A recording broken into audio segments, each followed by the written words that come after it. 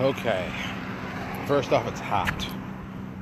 It's uncomfortably hot in Florida, which is not a thing that you want to have. Because Florida should be, well, let me rephrase that. South Florida should be roughly about 85 degrees all the time with a little bit of breeze. It'd be perfect. But today, it's hot. So I'm afraid that I might pass out to the heat or something. If I do, someone come and get somebody to come help me, because it will not be good for me. That's what I'm saying. With that all said, hey, I'm Louis Porter Jr., and you're watching Transparency Agenda Daily. Today is Friday, August 10th. A little bit over 2 weeks to my birthday, so if you're thinking about a present, now's the time. Also, well, in a week, maybe when I say it like that, in a week we'll be starting our Kickstarter. I'm not even ready for that yet. I think we've done everything. I think we've done a lot of the stuff. We got a lot of stuff ready. I got to send it into approval over the weekend, and I guess we'll be ready next Friday night with our digital release party. I've got to actually send emails out to everybody who's supposed to be doing this. I said, people said yes, so I'm trying to see if I can get everybody involved. See us on YouTube, pushing up the first hour and a half, and just talking about the industry in general. And I'll ask some tough questions and some stuff so people will be interested. So it won't just be us talking about games, but also stuff that we like, stuff we've seen that's really cool, stuff we want to do. I'm sure we'll be talking about Pathfinder, the 2E playtest, and what we like, what we don't like. So that's going to be interesting. That's really interesting. So that'll be a lot of fun. I think it's going to be really informative and enjoyable. And, kicking a little money for the Kickstarter, that won't hurt it also. And like I said, I think this one we're already ahead of the game, as it were. I know that Michael McCarthy was finishing up the Omega adventure, and he's got a new house, so he's been putting that to the side to do that, which we're like, hey, congrats, great new house. We're hoping that everything is connected and ready to go, so he'll also be on the call. If not, I know that he'll be turning in some work for me pretty soon. So I'm good either way. So that's going on. Every time I walk, there's this one tree that looks like things would be trimmed back a little bit. But the people refuse to want to trim it back. I don't get it. But I digress. So today's title is called Fixed to Flexible. It's the name of a ebook that I read. Well, now it's been 10 years ago. And I think it's one of my favorite ebooks. I was just talking about pricing and margins and cost and stuff you can do. It's a real easy read. If you can still find it online, it should be available basically anywhere. I mean, it's an old PDF. Hey, Jason. It's an old PDF. 2010, but it's still pretty impressive as PDFs go. It's got a lot of great information in it. Just talking about pricing elasticity and things like that, and just some general information. If you've never, okay. When we do this show, I tell you a lot of different stuff. I'm sure a lot of you are like, oh, I'm bored, and some of the stuff I'm talking about, which is totally true. I get it. That being said, some of the stuff when I tell you, pay attention. This is the moment you do pay attention. Fixed to Flexible is amazing piece of work. And I think one of the cooler things they talk about is the whole freemium business model. And looking at when this book was released and looking what's happened, they pretty much predicted it almost, pretty perfectly. And some of the stuff they use as reference, I thought was very brilliant. Just, the difference between atoms and bits. Yeah, it's like, okay, so maybe you don't know. All right, so when you decide to become a game publisher, one of the big things that every game publisher wants to do is have a book in print so they can put on shelves so they can impress people. That's really what it's about. It's a 100% ego stroke. Don't kid yourself. A lot of people are like, oh, I do it because I love it. No. They want to see their name in print. They want their name in print. That's why a lot of people put their name on the front of the book. That always drives me crazy personally, if you did not know. It's like, look, if you're a writer or whoever, you can put stuff on the back of the book, inside the first page. On the cover, it should be the cover. It should be the selling point. Yes, you might be important, and yes, you might have done all the stuff. That's great, but I prefer that everyone's name is in the back. If you see my books, my name's on the back, or it's on the inside front cover. Yes, my name, my company is my name. So if you're saying, well, yes, but my logo is very small in the corner or on the back. Usually, I try to get on the back because you can put a lot of logos on the back. You can turn yourself to a race car. But that being said, most people want to go into print. And I am for print, except when you have to pay in advance to a real printer and do all that stuff. Because for a small company, you're really not built for that. So I would suggest people go print on demand.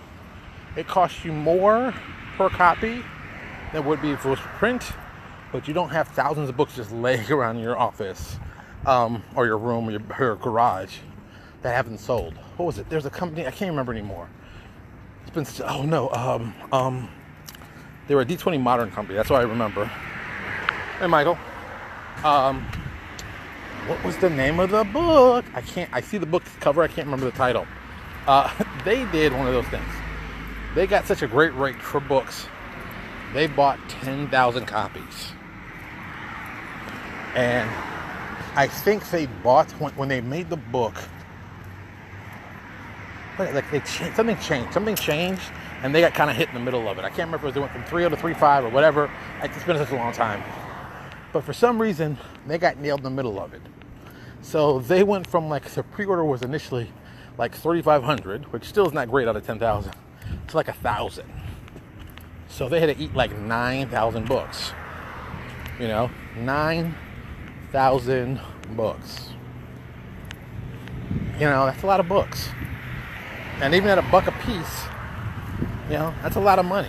So I always assumed and hoped they basically blew it out for some ridiculous price. But, I don't think they did. I think they went out of business because of it. Somebody's writing something. Yeah, it was crazy. It was crazy. I mean, they got caught. They got caught with their pants down, and they got spanked for it. So that's why I've always been like, don't do regular print. Do print on demand. Because it can be the difference in your company staying alive and your company going broke. Because what sounds better? Owing $15,000 to a printer, or only making $600 on your book run? Which one sounds better? You tell me. So yeah, I can only guess. I can only guess how that went. But they're out of business. That should tell you how it went. And that's not your job. Your job is to stay in business. You should be staying in your main focus. If you're not trying to stay in business, I don't know what you're doing. Then do a vanity press. Get away for free. Your name's out there. But if you're actually looking for money, you're looking to financially have some substance. Don't waste time doing dumb things. It's and also amazes me. And this is a statement that I've heard a lot, but it hurt me. But I know it's true. If you want to make money in the gaming industry, well, then start with a whole bunch of money. Because really, I mean, I've seen people start. Hey, Leonard, I've seen people start with a fair amount of money. Let's just say a fair amount of money. Let's say it's $25,000 to get a game company off the ground. And I've seen people burn through that like lightning fast.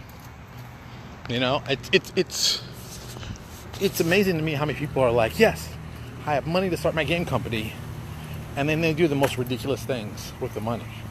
It's like they don't think about how people actually buy things. And this happens in business all the time too. I guess this happens a lot in marketing, since I'm so used to seeing this. Like, people will give marketing ideas to things they want to do, and they won't think about how people actually really act. Like, one person was saying, hey, we should send an email out every day on this thing for like a week and a half, and that'll get people really excited about it. And I basically looked at him like, he was crazy, because he was. And I just said to myself, tell me something. If somebody wrote you 10 times the same thing, at what point would you be like, stop writing me? By the third or fourth one, right? So why would you think that all of a sudden people act differently when we're sending out than how you would? And then people are like, oh yeah, that's right. It's like they never thought of themselves being the person receiving the email. And it's like, how do you do a business where you don't think of yourself actually as like a recipient of something? Yeah, that always amazed me that people just disconnected, like, oh yeah, no, because we're sending it, people are going to love it. And it's like, you don't love companies that you actually like send you, and you do the exact same. It's like, why would you think all of a sudden, for us, they're going to be like, oh, well, this is what I've been waiting for. Oh yeah. And by the third email doing that, you'd be like, dude, stop sending me emails. I mean, that's usually the thing for me. Like, if I get like 3 emails from the same company within a week, I'm completely unsubscribing. I am 100% unsubscribing. It's like, why are you calling me? That's a big lizard. Wow, that's a pretty small hole you got through. Pretty impressive. Why are you writing me for the 3rd time this week trying to say something? Like Amazon does that. But at least they try different things. They're not trying to tell me the same books 3 times. It's like, okay, here's something from a book you did. Here's something from Amazon Prime, a TV show you might be interested in. And here's something else. So I'm like, oh, okay. Like, or here's a review you try to take it for something. At least it's different things. I don't like that they write me so much, but usually it's like, hey, something new. Hey, Stacy. It's something different. I didn't see this. Oh my God, that's cool. Wow, that dude is highly green. FYI. Hey, Eric. FYI. In Florida, if you did not know, especially South Florida, lizards are very, very common. And I mean lizards, typical size lizard, like this. So what's that? What is that? 4, 5-ish inches, kind of. So very common. And in the summer, of course, they're out. But they're green. They're like a very standard grass color green. But sometimes you'll see them. They'll be like neon green. So like they come out, you're like, whoa, what's that? It kind of comes at you like that. The larger ones, which are like 2 or 3 feet long, yes, 3 feet long lizards, including the tail, of course. They can be all different kinds of colors, like orange, green. The orange ones are like, ooh, you've been alive a long time. We had one we called Godzilla in the back of my yard that died a couple years ago. Well, it's been more than a couple years now, thinking about it. This thing was huge. I mean, this thing was easily a 4-foot-long lizard. It was sitting. This is how big it was. I threw a rock, like a decent-sized rock, smaller than a baseball, decent-sized rock, at this lizard, and it hit it in its side. The thing didn't even flinch. I was like, oh, okay. That's when I knew to leave him alone, because if I chuck a baseball-sized rock at you, and you don't even flinch, and it hits you like wham, and you're like, I know, yeah, this isn't going to turn out well. So I wasn't going to shoot him out of the thing with a gun, but just saying, But I digress. So I think that you've got to manage money importantly. The margin is really the most important thing. I am now, I've always been a fan of the margin, but now I'm really looking at margin as the lifeblood of a business that it is. But you don't think about it. It's like, happens all the time. Somebody designs a game, designs a product, they put it out. Say, how much you want to put on this product? They're like, oh, I want to put, I'll use me. I want to put $2 on it. Like, okay. So it's a PDF product. How many do you think you're going to sell? If you're lucky, you'll sell 100. Let's keep it real. If you're lucky, you'll sell 100. So that means at $2 a pop, sell 100, $200. Okay. $200 is $200. That's not such a bad thing. Well, how much did it cost you to make the product? Well, then this gets interesting. If it costs you $300, well, you're losing $100.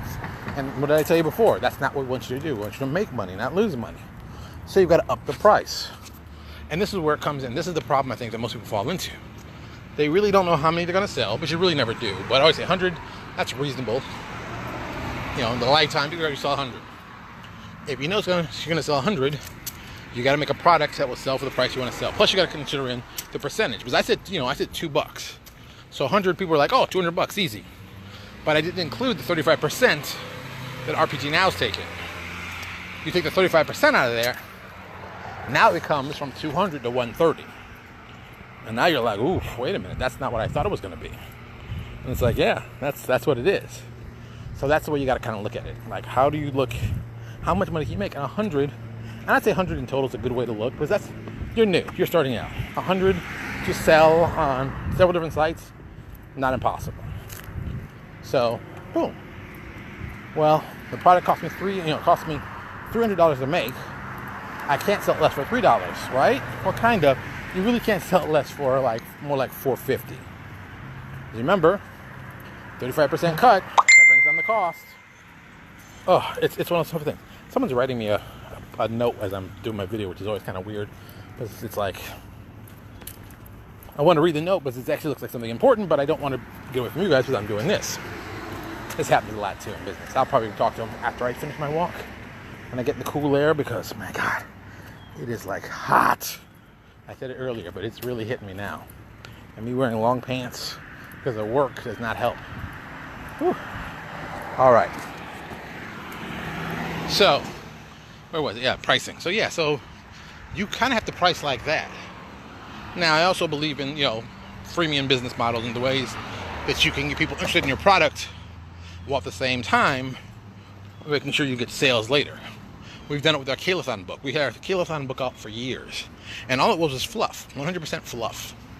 Fluff, fluff, fluff. Now, we're planning to actually release the book as a real book.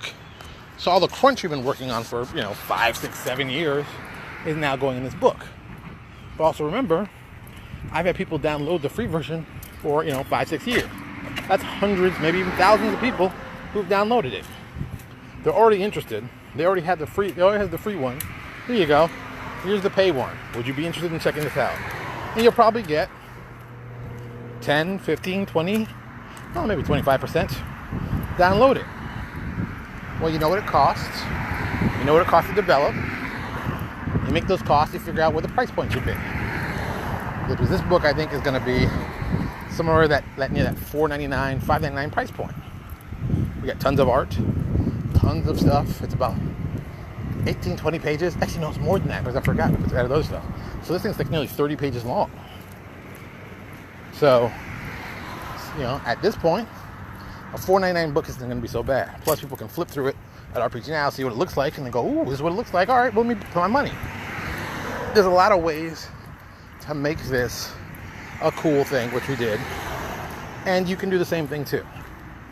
I call it rigging for your customers, but yeah, because you're trying to get customers.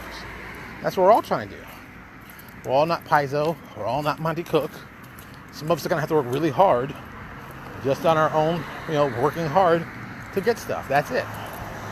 It won't be anything else but that. So if you're at that point, think about that. Like I said, check out the PDF I told you about. It's also the title of this. If you missed the beginning, sorry. If you missed the beginning, make sure you download that PDF. Todd Slatterstein, I think it's right. I can't remember. It's been a long day. I can't remember a lot all of a sudden. Whew. So you should check it out. Like I said, it's got a lot of just great stuff. Yeah, and margin is definitely the lifeblood of what we do. So, bug crazy. And I think I ran through a web. Or is that just sweat on my head? Maybe it's a combination. Yuck. That's another thing that happens in Florida. So, yeah. We've got that going on. Oh, and the weekend. Oh, let me just remind people. Ooh, big crap spider. So this weekend, I'm probably releasing 2, if not 3 products. I'm still debating if I'm going to release both of them. From our Obsidian Apocalypse for 5e. We've got the last campaign setting done. That's our bio-horror one.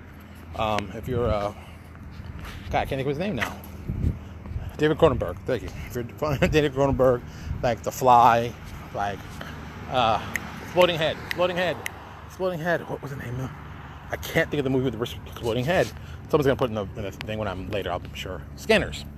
Knew I'd get that kind of stuff. This environment is based like that. The last PDF is the big lords from the environment. All 4 of them. We updated them for 5e. So if you're looking for some bad horror guys, this is perfect. And we're going to be adding this, of course, to our big bundle that we're doing. Because our bundle keeps getting bigger and bigger. It's like, whew. So, yeah, I'm thinking the whole bundle should run you, when it's all said and done, probably about $19. So $19, $20 for how many? 8, 9 different PDFs? So, there you go, like $2 a PDF if you want to think of it that way. Or you can buy the regular price, which I think is like they're $4.99. So you tell me what you guys like. I think it's the cheaper way to the bundle. It's more money up front, but you get everything and you're done for $2 a bundle. Well, $2 a PDF, not really $2 a bundle. So there you go. Plus, it'll be in time for Halloween, because I know a lot of you guys are going to be doing stuff for Halloween. And of course, it's a surprise that I planned it that way. Jeez, that's kind of weird.